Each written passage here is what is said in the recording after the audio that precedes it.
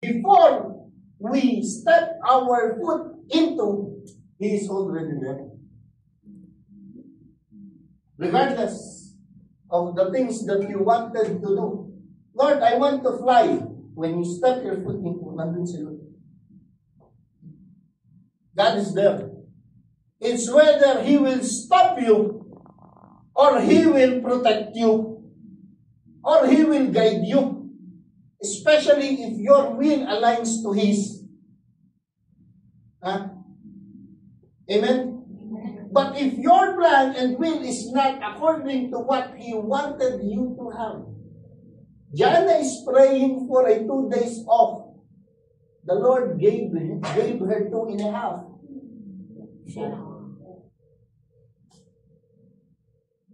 God will give you more.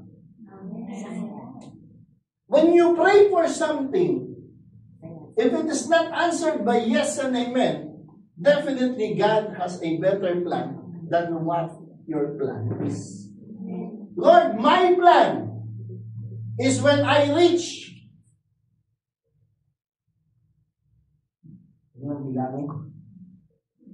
Before, when I stepped in my foot dito sa UAE, it was that time. It was way back. I told myself, I'll only stay in this place for years. That's my plan. Totoo man, that's my plan. My plan only is for 4 years. Because I don't have much plan in my life. Let me be honest with you. I just wanted to lie down and watch television. And you will not exert any effort on that. Huh? Why? Because I don't have family that time. Then there's, in my place, a lot of men are just lying down and watching television. Having fun, drinking, gambling.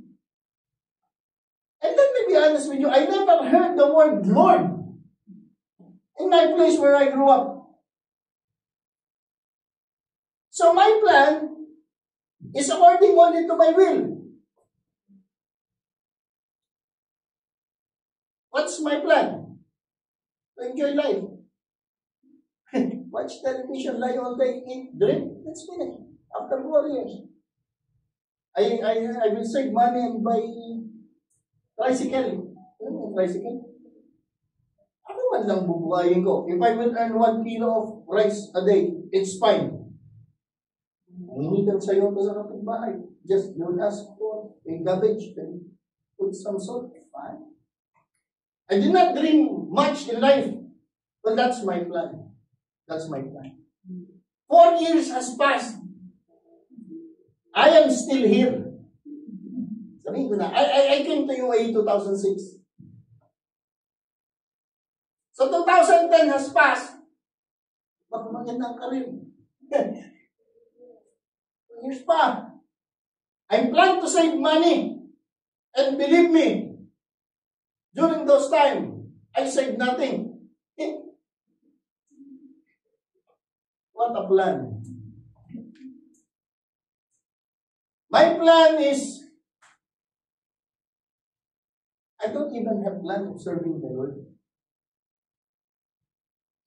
Never, even in my dreams, that I think of serving the Lord. 2011, 2010, career is booming, praise be to God. 2011, God is so good to me, though I don't know Him. Ako ba nakilala si Lord?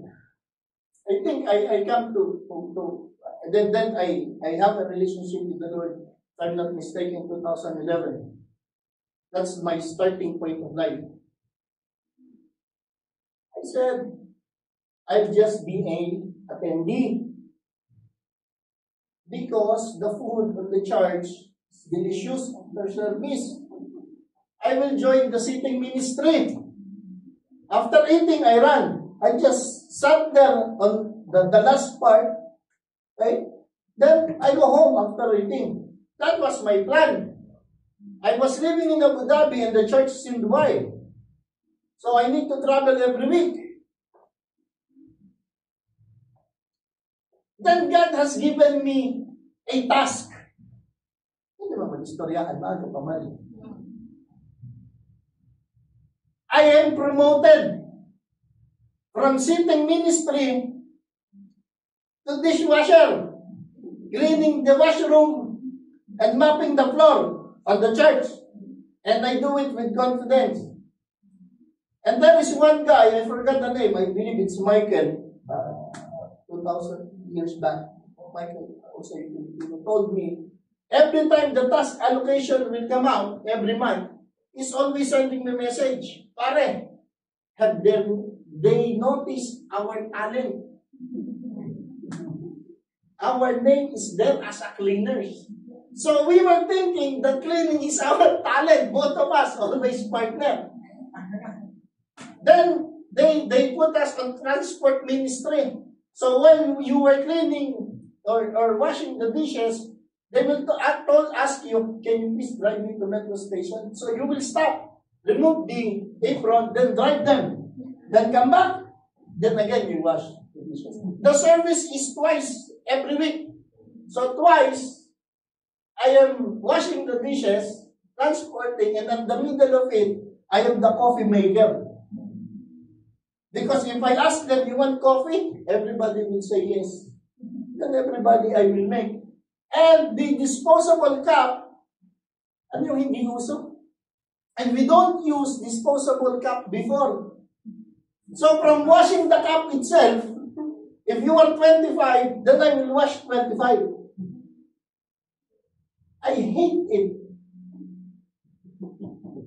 I'm wearing my formal shoes. I'm wearing my slacks and long sleeve, all that while doing. But God is disciplining me. God is showing me and telling me something bigger which I don't understand. I keep on praying, Lord, please, since I'm living in Abu Dhabi, establish a church in Abu Dhabi. So I don't want to travel. Well, anyway, moving forward, I serve the Lord. I don't have any plans of serving Him, but this is what His plan for me. I tried to run away. Believe me. I tried every way. But I cannot run away from the Creator, from the owner of my life. I cannot run away to the owner of course, the earth. Where will I go? Sabi niya, kung pag natulog ako, nandyan ka. If I sleep, you're there. If I run away, He's there. So I have no choice but to obey Him. But it's a win-win situation. Once you let the plans of the Lord, once you obey, and once you follow the plans of the Lord for your life, it's a win-win situation. Peace, total peace is there. Really. You will be able to sleep at night. Come on. You know the promises of the Lord. And whatever you have prayed for, make sure that it is aligned to the will of God. Because definitely it will be answered. Amen? Well, but the Lord establishes His steps. Why? Because whatever our plan is, let me remind you that He is a sovereign God. Lord, ang plano ko, istorya ko sa inyo. Ulitin ko ba? Well, your plan, God will honor your plan. Why not? But He will revise it according to His plan. Okay po ba? Now, since it is the plan of the Lord who will prevail, this is an encouragement and an advice from someone who ran away from God. Do not run away from Him. Sinasayang mo lang ang oras niyo. I rather obey the Lord. Why? Because I know the feeling of running away from Him. And whether, you know, God gives you the desires of your heart. Why? Because the deeper your relationship is with the Lord, it is not your desire anymore, but the desire but your desire is not according to the world anymore. Your desire will be of Him and to serve Him. Amen? Yan niyo dito. But by means of their suffering, He rescued those who suffer. Sabi nga ng Job. For He gets their attention through adversity. So if we are suffering, if we are in pain, it is God who will rescue us.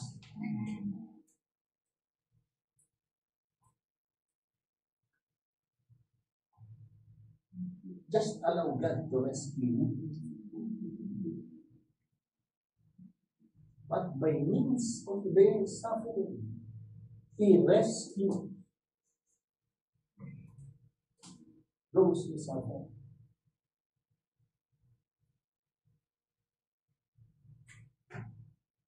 No one will rescue us. No one will rescue us except the Lord.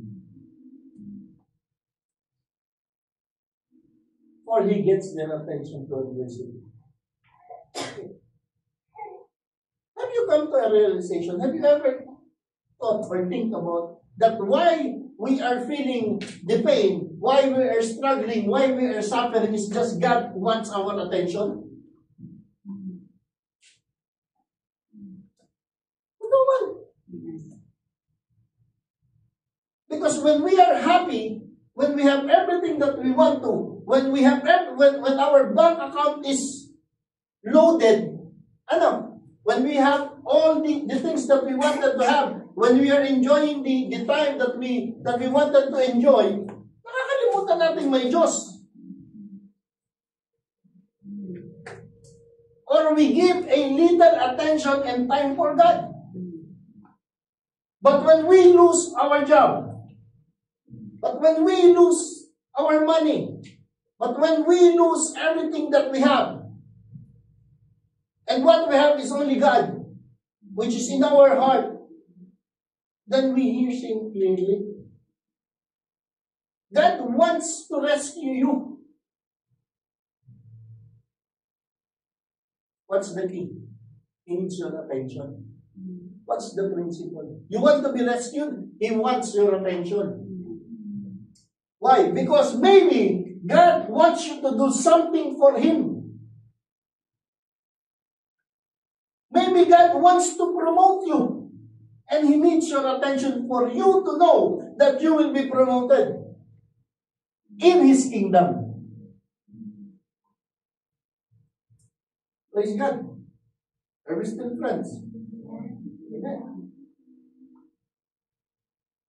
When we are suffering, God is using that particular moment for Him to heal us.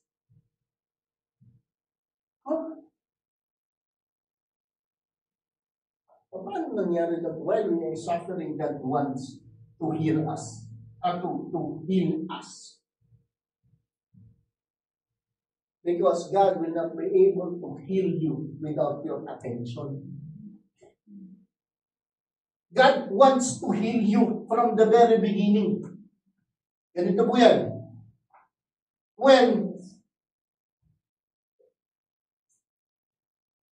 When we are in a place or in a particular time that we are enjoying things, though we are sinning. Okay, tignan nyo when we are enjoying that moment, that time, though we are sinning, we don't hear God. Tama? Let's say we're getting addicted to drugs, alcohol, nightlife. Pumatay ng katawan. Okay. While we are being addicted to, we don't care about the things that are happening around us. We don't even care about God. Okay. Is addiction good to us or not? Hindi naman. Yung pag-inom, Kahit ba sabi, you don't read because it's written in the Bible, even if it is not written, it is bad for your health. Okay? Alam mo, hindi mag-iinom eh. Pero come to think of it, do God wants you to stay on that particular moment or not? Okay. How can God or how He will be able to heal your addiction is through your suffering. Why? Because you need to suffer to get away from the things that have already caused you or build a strong foundation in your lives. There's a strong bondage na. And you thought that you were suffering, okay? And that particular suffering came from God. Then say yes. But that suffering is not your punishment. It is your discipline. If we can be freed from the things that bonds us into sin, who will benefit? Who will be healed? Praise be to God. God wants to heal you. God wants to heal us. Amen? He will rescue and restore us. Why? So that time will come that we will realize that it is God who saves us, who heals us. That's why we have a lot of testimonies that before, Lord, I am like this. And now, I am serving God.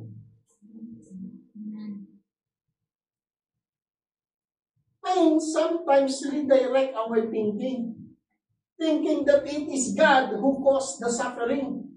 Let me remind you, brothers and sisters, from the very first day that you choose to walk in a way of the world and not on the obedience of God, it is our fault. But praise be to God that He rescues those who suffer, regardless of the reasons. Amen? Hey, praise be to God. Now, ang sabi, pasuyo po, isa.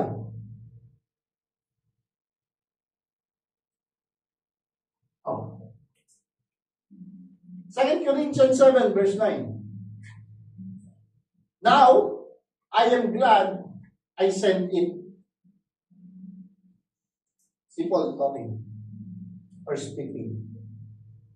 Not because it hurts you, sabi sa mga taga-Corinthians, but because the pain caused you to repent and change your ways. It was the kind of sorrow God wants His people to have, so you were not harmed by us in any way.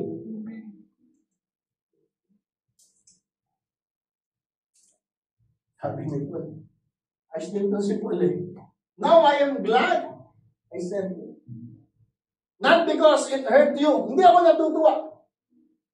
Ako din man, hindi man ako natutuwa that we are in pain. Ano? But if it will lead us to repentance, praise be to God. But if it will lead us to change our ways of living, praise be to God. Because sooner or later, we can stand on the pulpit, glorifying the name of the Lord, telling and inspiring people that once I was in pain, but that leads me to repentance and God changes my way.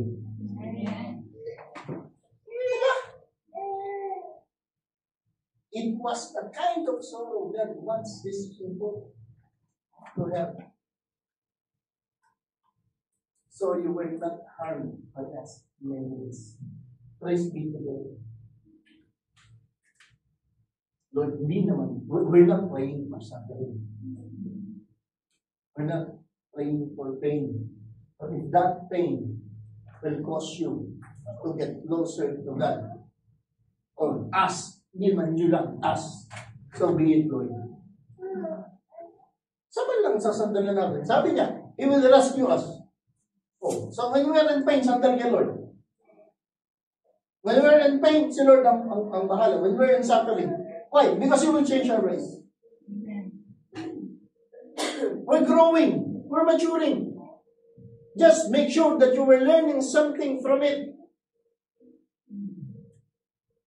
Hindi yung we have already experienced the same pain because of the things that we have done. Then, after God has rescued us from that particular suffering, then again, we're going to go back to our old life, which we knew will cause suffering again. The same suffering that we have experienced before.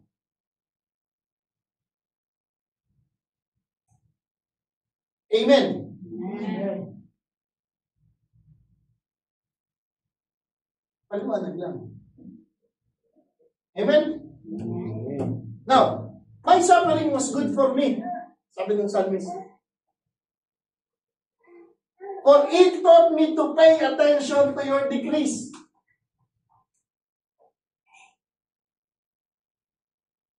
Grabe ito yung puro ng sakit. Ano?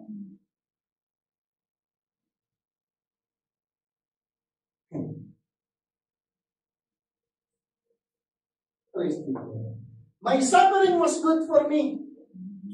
Wala bang nagsabi sa atin yan? That our suffering is good for us.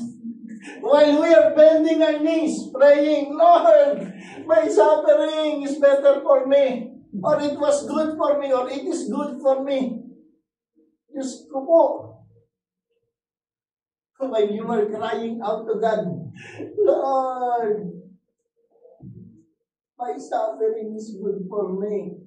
Wala man. For it taught me to pay attention to your decrees. Praise be to God. So, pain is teaching us something. Suffering is teaching us something. Amen? So, do not fall on the same trap that the devil has planned for you. Alam mo na masasaktan ka, pamira ka pa. Nasaktan ka na noon, umulit na naman tayo ngayon. Then you are not learning. You're just gaining experience. Your instructions are more valuable than me, or to me, than millions in gold and silver.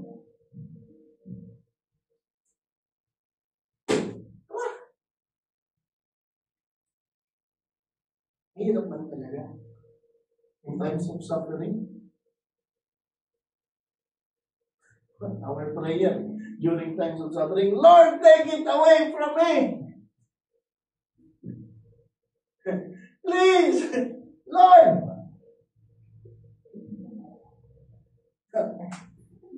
Sabi mo pa, take me. Take me, Lord. Sabi mo, saan pa kita dadalhin? Diba?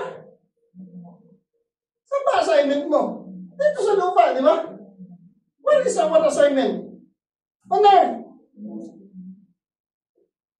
Pray to God that God will not take you earlier before the assignment that was given to us is fulfilled. Ano sasagot natin kay Lord? Dong, ano nangyari? Ba't hindi natapos? Left, right, left. Isang atras. Nainlove. Praise be to God. Hallelujah. What else? Ito. Kaya may sunod. God purpose for pain. Nandiyan ba yan? Sunod siya?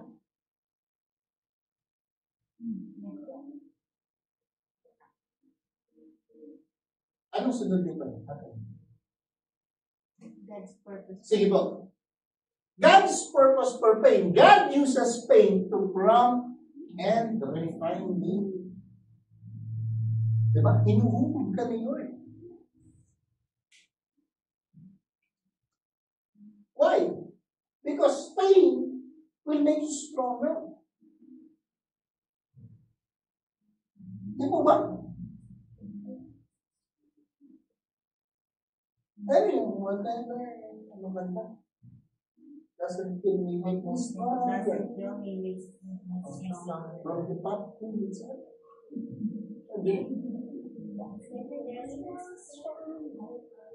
alam mo yung pastor ng tatay nun eh. Anyway, that's a different story. But God uses pain to prompt and refine us. Why? Because same as, alam mo yun, there's no pain, no gain. When you are running to make you fit, though it exhausts you, though your legs and your body hurts, you keep on running. Why? Because it's redefining your body. It's redefining your soul. Same is true with pain. It will refine you. Alam mo naman kung paano. You know how to create a base from mud. From clay. From clay. It's not comfortable for the clay to be mashed. Tama ba? Then, form. Kasi iniikot man yan. So, the clay will be hiluwing. Sabi ng mga anak ko, if they don't know what they were saying, my children is adding ing. Where's your brother? Ligoing, Dad. Hey, you will feel dizzy if you were the clay, while God is forming you to be a base. After God has formed you, they will put you in an oven. Is it comfortable or not? But God is refining you. After putting in the oven, they will take you out. They will paint you. Then put you again to the oven. Then take you out again. But from the clay, you became a beautiful vase. Same is true why we are experiencing pain and suffering. God is redefining you to be a better individual. Not only physically, but spiritually as well. Amen? Amen. Hallelujah. Hey, others, punishment. I am being punished by God. Praise be to God. In Scripture, ano po? Punishment refers to the consequences of sin or disobedience. God's punishment is described as just and often serves as a means of retribution or judgment for wrongdoings. If you were suffering, God is not punishing you. Because your sins have already been paid off by our Lord Jesus Christ on the cross.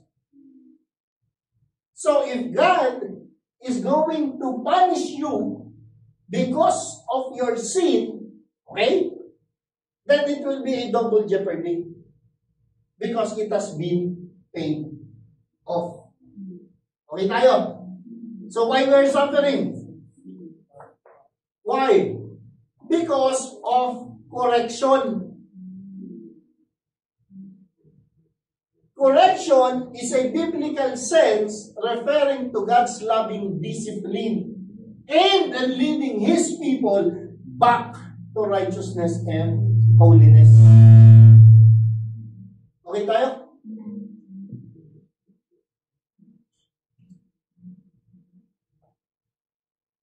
It's a correction. It's a way of God's correction for us. Kasi nga, kanina sabi, it will refine us eh. Pain will refine us. God will rescue us. God will rescue who suffers. Praise be to God. Now, Proverbs 11, 3-11. My son, do not despise the Lord's discipline, and do not resent his rebuke, because the Lord disciplines those he loves. As a father, the son he delights in. Okay? So if there is a disciplinary action happening from the Lord, it is because he loves you.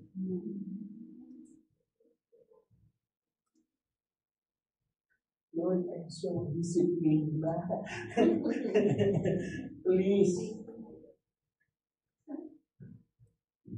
My son, do not despise the Lord's discipline. Why? Because the Lord disciplines those he loves. Kung hindi ka man mahal ni Lord, kung hindi ka mahal ni Lord, if you are not a son to Him and a daughter to Him, you will not receive any discipline from the Lord. Our parents will not discipline someone's child. Kahit man ako, I will not discipline my neighbor's child. Why? Because he's not my child. But since you have a relationship with God, since He loves you, well, there is a discipline. Bakit may disiplina? Kasi mahal ka ni Lord. Amen. Why there's a discipline? Because God loves you. Amen. Amen? What else?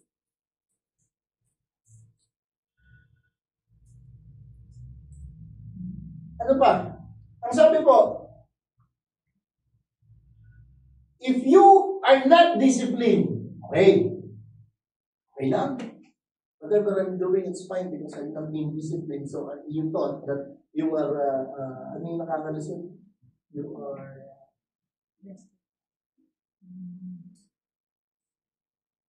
basta. Nasa dulo na yung bilang, basahin nyo na lang. Ha? Ang lalim ng sneaky. Bawasan mo kapatid. Okay. If you are not disciplined and everyone undergoes discipline, then you are not legitimate. Sampid ka lang. Why is that the Lord is disciplining men and Melita? Ano? And God is not disciplining Caesar. Oh. Magtanong ka na. Hindi po ba? Don't ask God why it's happening to you and to others it is not. Diba? Because God loves you. And everyone undergo discipline. They are not legitimate, not true sons and daughters at all.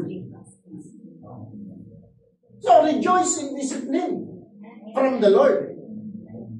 Moreover, we have all had human fathers who disciplined us, and we respected them for it. How much more should we submit to the Father of Spirit and Being? Sabi mabaitan ng Diyos. Well, during our younger years, we hate our father or our parents when they disciplined us. Now that we're suffering, we wanted to thank them for teaching us their ways before. Amen or amen? Amen. Oh. Now, how much more our Father in heaven? He is disciplining us. Why? Because He knew what will happen tomorrow. Tapos ka man kay Lord. Tapos ka na kay Lord. I have set the end from the beginning. Tapos ka na kay Lord. Alam na ni Lord, may plano na si Lord sa'yo. And it will prevail. That is why we need discipline. Amen? So that God's plan for our lives will prevail. And not our own plans. Amen? What else?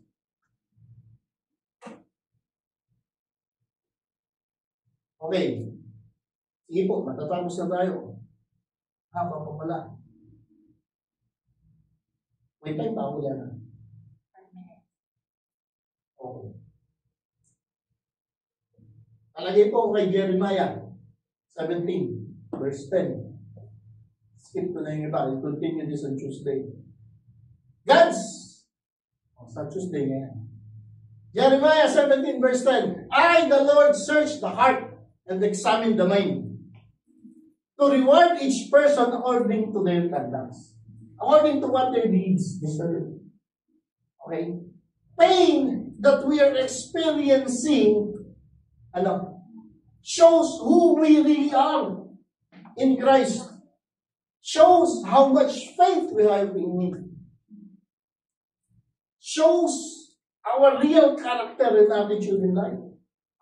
The Lord searched the heart and examined the mind to reward each person according to their conduct, according to what their deeds deserve. Amen po? Next. See, I have refined you. Sabi na Isaiah. Prophesying. Kanina, i-refine ka pa lang eh. Sabi ni Lord, see, I have refined you, though not as silver, I have tested you in the furnace of affliction.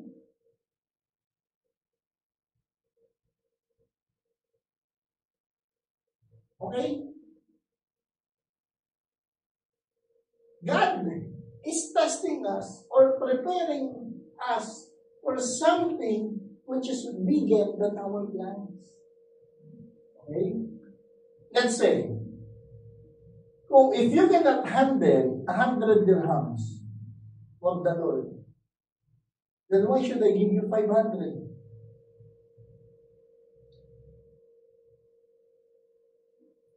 If we cannot handle less, why will God trust us with more? Tingin ko kaya hindi pa ako tumatama sa loto. Because I am not ready yet to handle millions of money. Mababaliw talaga nga yan. I have tested you in the furnace of affliction. What in suffering. Amen? Now, let me close with this. God allows us to experience pain to reach us dependence on Him and to refine our character, leading us to deeper trust and maturity in our relationship with Him. Diba? Hindi mo lang. Kasama mo lang. God allows us to experience pain. Again, God allows it to teach us to be dependent on Him, leading us to a deeper trust and maturity in our relationship with Him. Ano? Through pain, God also invites us to seek His comfort and healing, ultimately drawing us closer to Him and deepening our faith. So make sure that when you are experiencing pain, you are learning something from it. Kasi magkakaiba man tayo ng pagdadaanan sa buhay. Make sure that you will learn or you are learning something from it. Amen? Let's all stand up. Lord, we thank you for the pain that refines who we are now. We thank you, Lord, that you allow us to experience pain to become a better individual, a maturing servant and sons and daughters of you, yours. Lord, we thank you that in our suffering you rescued us. That in our pain, Lord, you are our comforter. Lord, though it takes time for us to realize that whatever is happening on us is for our own benefit. We thank you, Lord, for continually guiding us, for continually protecting us, Lord, for calling us, for teaching us. For we know, Lord, that whatever is happening today will end up glorifying your name. Thank you, Lord, for your word. Thank you, Lord, for the seed that has been planted in our hearts. Thank you, Lord, for watering the seeds in our hearts, for clearing our mind, for easing the pain. In Jesus' name we pray. Amen. Palapakan natin ng Panginoon. That's all.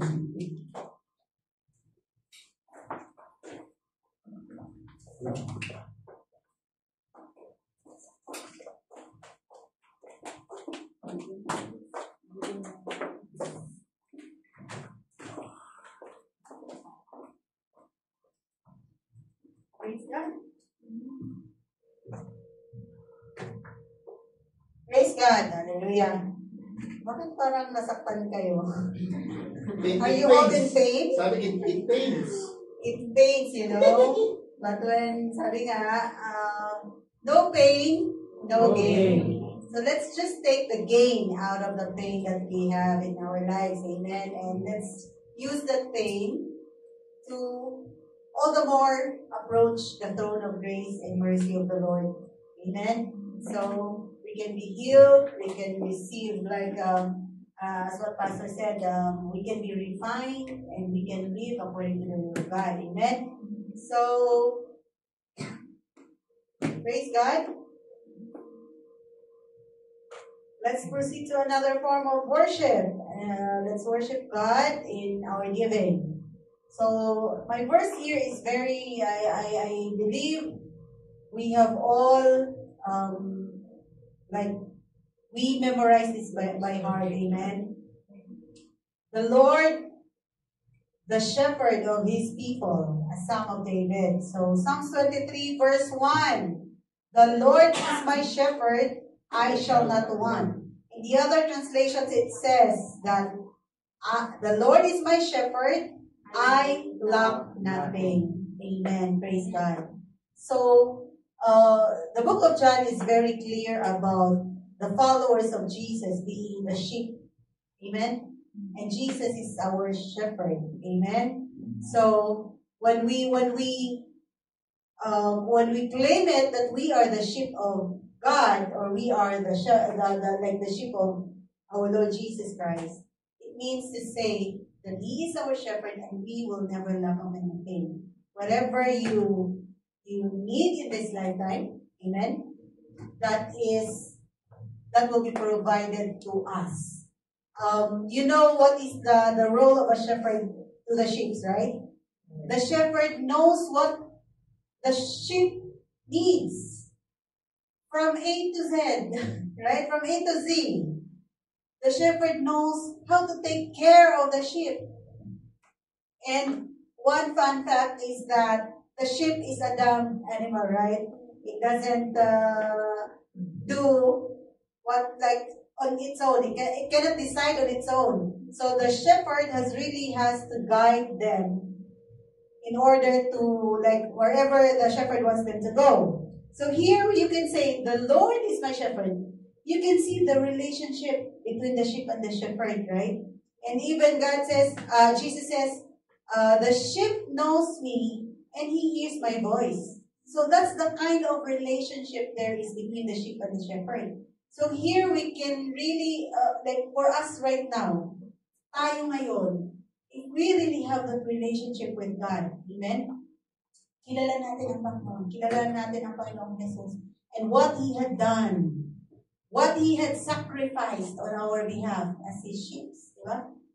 Grabe yung pagmamahal ng Panginoon. God loves us so much. And He is so faithful to us. So there is that relationship, that level of relationship that we have with God. And on the second line, I shall not want.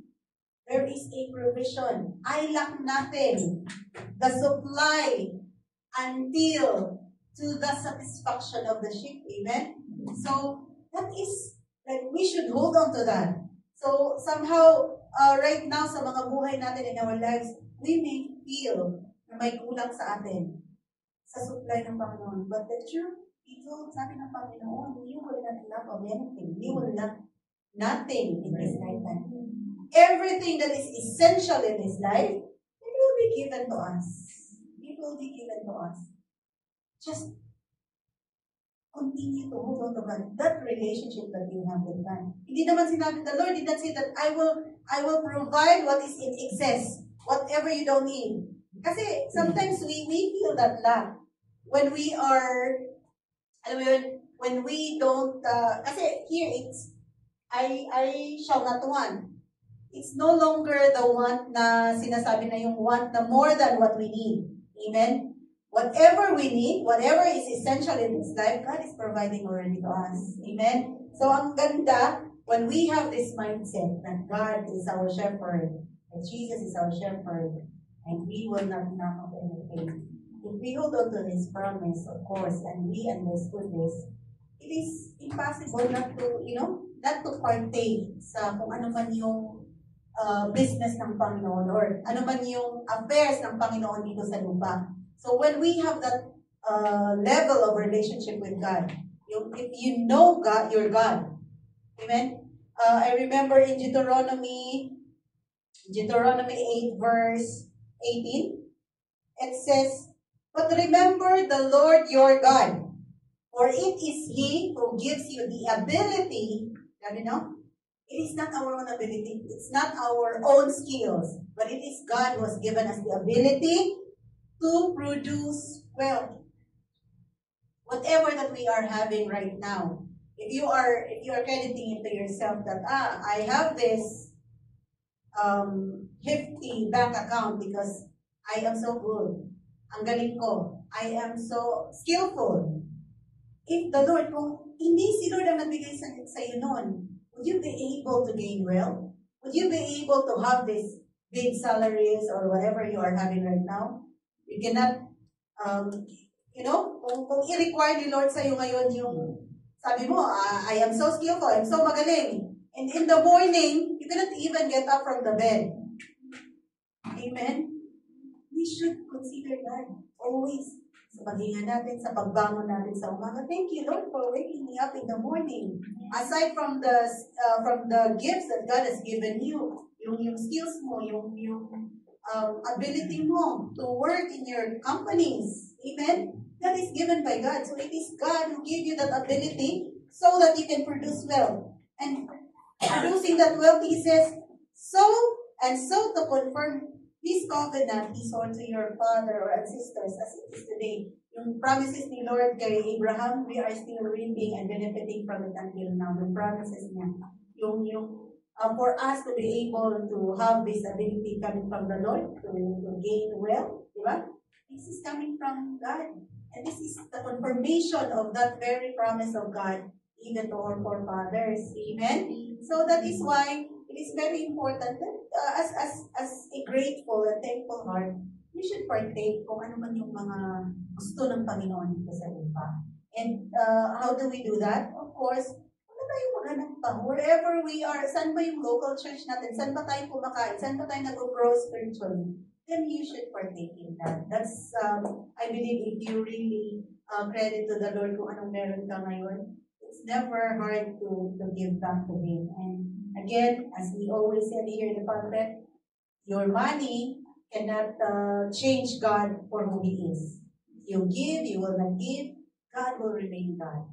Amen? So, it is your, how do you say that, your indulgence to God's ministry here on earth that you are giving because you are thankful and grateful to God. Amen? So, let us use this opportunity to give back to the Lord.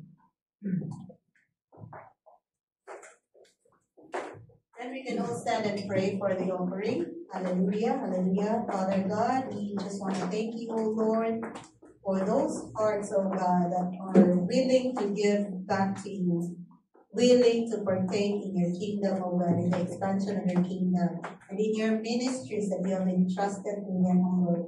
Lord, we believe that it is not just one man's task or assignment to build your kingdom here on earth, but Lord, you have given this assignment and this stewardship to every one of us, oh God, who proclaims or profess our faith in the Lord Jesus Christ.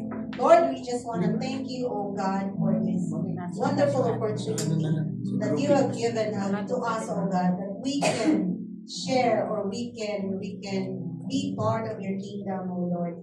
Lord, bless these offerings, oh Lord. Bless those hearts, oh God. And Lord, return this to the givers in manyfold, oh Lord. Bless them abundantly. Open the floodgates of heaven, oh Lord, and bless your people, oh God. Lord, we just want to return to you all the glory, oh God, for being so good to us, for being so faithful to us, oh Lord, in providing everything that we need in this life, oh God. Lord, indeed you deserve to be praised, to be worshipped, and to be adored, oh God. Lord, we just want to thank you and bless your name. In Jesus' mighty name we pray. Amen. Praise God.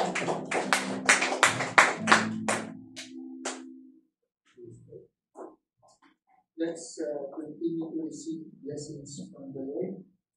Let's all raise your hands for the benediction.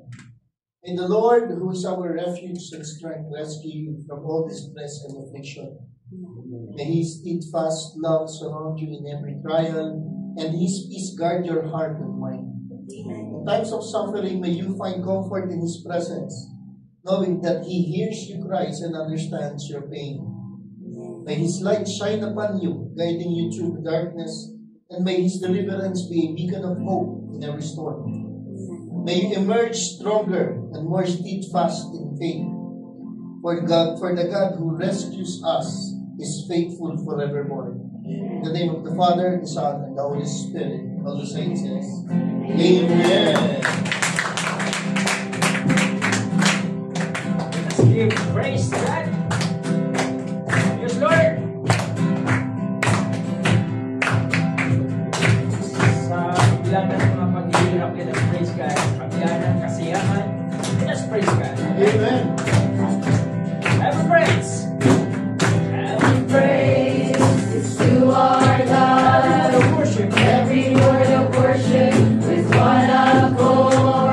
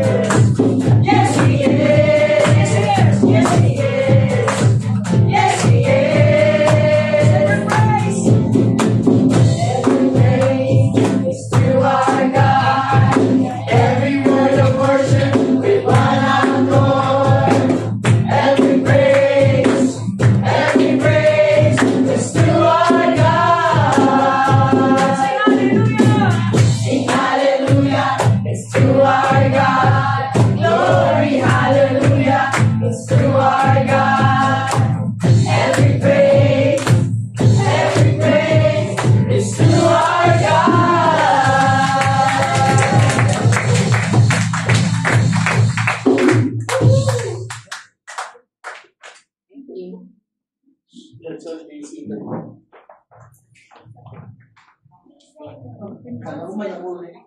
Akala ko preaching ulit. Praise God. Bless. Can we say, I love you with the love of the Lord? I love you. With the love of the Lord.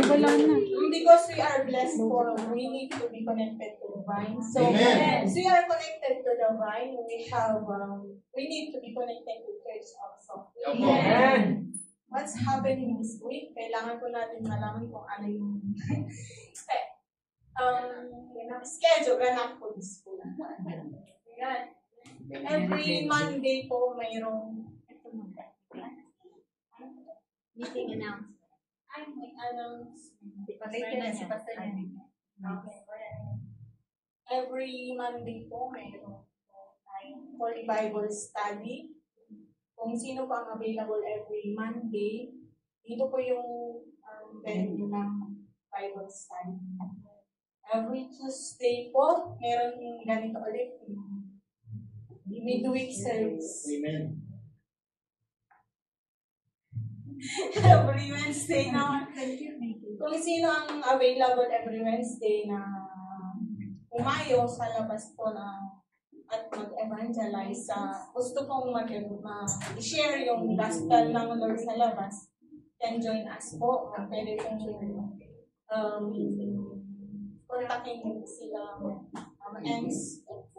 Every Thursday naman po is merong mga leader sa care group, pwede po natin silang contact if wala pa po tayong grupo. Every Friday naman, every Friday po mayroon tayong consuming fire disciples. Amen. Yun ang sila Sabi yan. po yun. Amen. Every Saturday po mayroon tayong weekend service. After ng service po mayroong prayer meeting. But every first Saturday of the month, meron po tayong praise and worship tonight po. I encourage everyone to stay po para magkantahan tayo for the Lord. Amen. And every Sunday po meron practice ng music team. Kung sino po yung may talent sa inyo po, pwede po enjoy every Sunday. Yun lang po. Picture. And let's all stay for the Pastor, the announcement of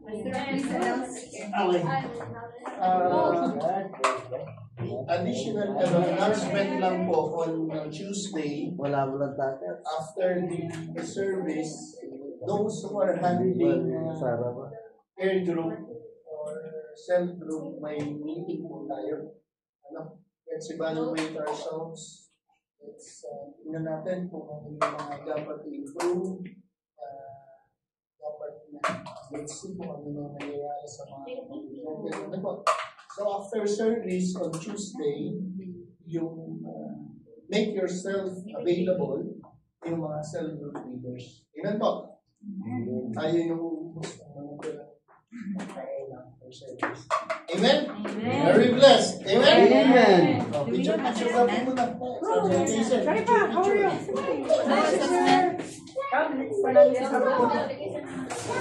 How's mama? Okay, let's have a family photo. Picture.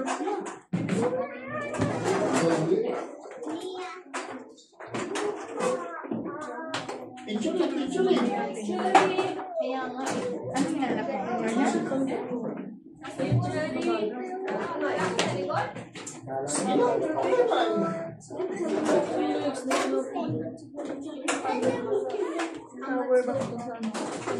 Uy! Nasaan eh?